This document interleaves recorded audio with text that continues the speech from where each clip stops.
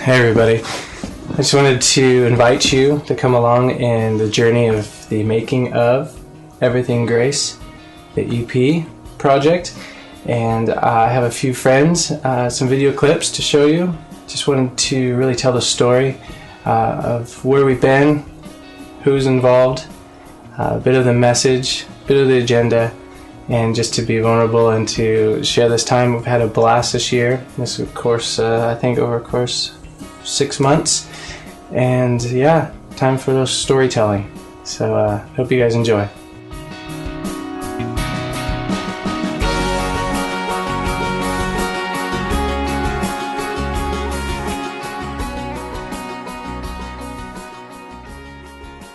We're here with Jeremy Edwardson talking about Everything Grace, Jeff Abercrombie's new EP. So thanks for doing this with us, Jeremy. Why did you take the project? Well, I met Jeff. He shot me an email last fall and seemed like a really great guy. And he sent over some tracks that he'd been working on, and I thought they were great. I thought they had a lot of potential. My approach for Jeff's album, you know, he wasn't here in town. I felt like the best thing to do is start just, you know, bantering back and forth about his songs and just like, you know, direction and style, and so we started emailing back and forth, and I just really wanted to hear his heart on all these songs.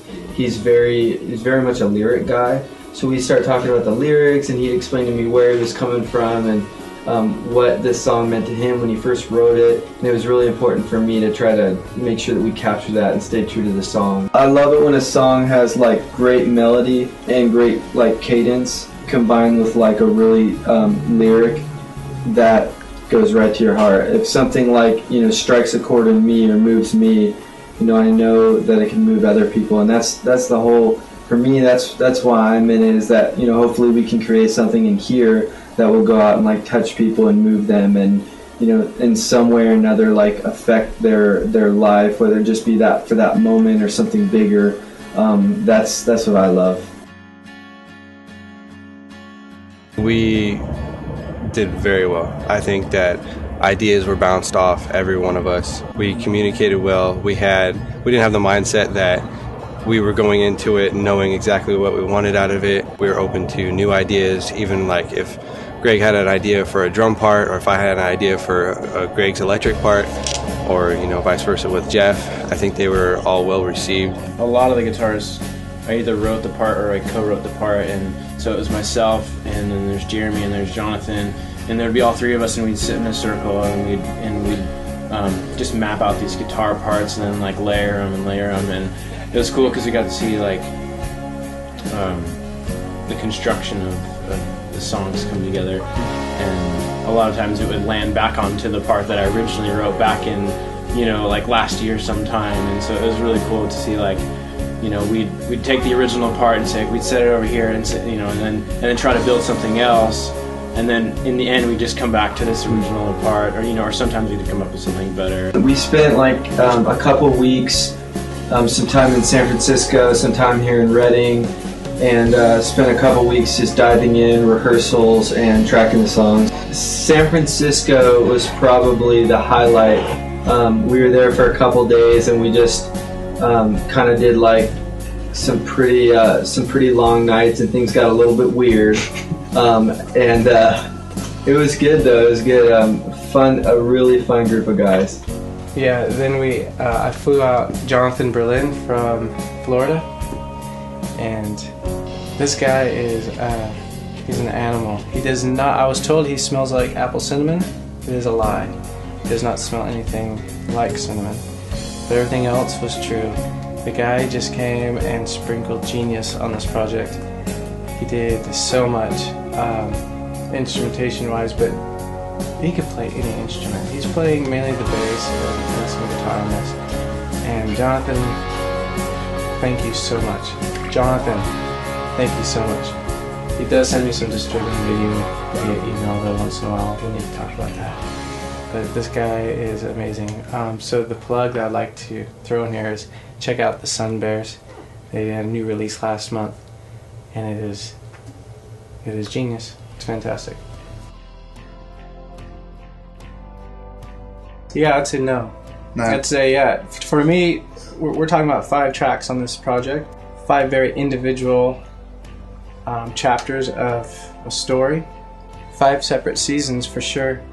The contrast between the song I heard the guys talking about Rest already, and Overflow. 2 different worlds. One is clinging onto I think Jeremy said the presence of God, which is totally nailed it, but actually like having to rely on your knowledge of his attributes and his character in a season where you're basically just hanging on for not just survival, but needing that really intimate upgrade of your perspective of God, of what he's in it, for just the trust issue, really. And then you have an Overflow, which is a declaration of a response and my responsibility to respond between someone who loves me. I think the first line is, I forgot my own lyrics, but I am loved with perfection and grace. It's just a straight up lyric about how much I'm loved, but the rest of the song is then how am I going to respond to it? And it's kind of like, you just keep giving me your love and I'm going to live a life that shows it, that it just overflows. If I'm constantly overflowing and giving it away, the cycle's going to continue. You're just going to give me more. Maybe it's a stewardship principle, but it's definitely more lighthearted than the previous song. And so on among all 5. They're all really different flavors, textures, even colors to me. Or it just really tells of my last year and a half. It's a roller coaster, right? Every month gets a different song.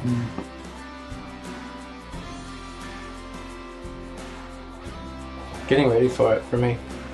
Kind of didn't know what to expect. If I were to do it differently, the one thing I would do is definitely go buy a couple of pounds of confidence beforehand or something, because it was a head trip for me a bit. I knew what to expect, but I didn't have a clue on the same paradox. So I didn't know what I needed to work on, what I didn't need to work on. If that makes sense. I just tried to cover all my bases, but I didn't know what that was going to be. Also, I was really worried about the songs, in a sense. I didn't know if I was communicating properly what I wanted, if they were, the balance, the flow between the instrumentation and the melody. It was just all, I was just bouncing off the guys, and it's, we co-wrote a lot of these parts, and it was, as we approached the studio time, it was time to then bounce these ideas to another audience, to other input, and that's what I was really nervous about. I didn't want to find out once I was in the in the session that this doesn't work. So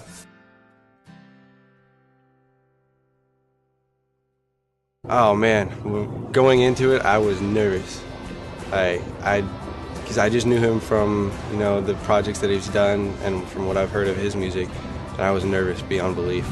But within the first 5-10 minutes we sat down and ate with him and talked, it was completely comfortable, and from there on out it was fun.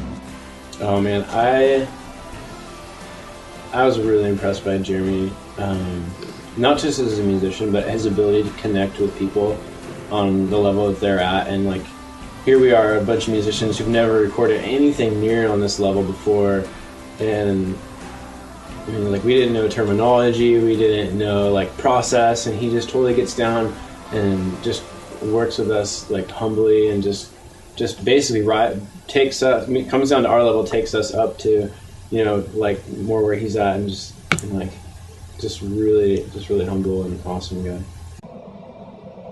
Jeremy's angelic. That's it. That guy was awesome. His input. Yeah, I think I've said it before. That's a funny picture. He just literally climbed into the project, climbed into us, climbed into me, and he just started yanking out bits of life, potential, strengths, and good questions.